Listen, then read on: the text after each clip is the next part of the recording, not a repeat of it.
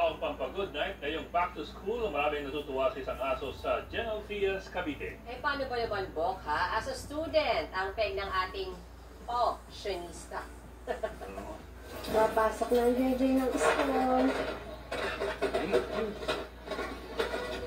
Dito ka sa unahan. Complete uniform. Yan si Joy Joy, naka-uniform at nakabag at nakasapatos pa. Estudyante ang look ng aso at meron pa siyang name tag. Ang laman naman ng bag ni Joy Joy, abay puro pampaganda. Biro ng kanyang fur parent, magpapakyut lang ang Princess Joy Joy nila sa school. Paglilinaw ng mga nag-aalaga sa kanya, hindi naman sila sa eskwelahan nagpunta, kundi nag-ikot lang. Amazing din, yung effort talaga ng mga fur parents. Nagpuyat din ang bata na yan. Mapanood lang yung video niya sa TV.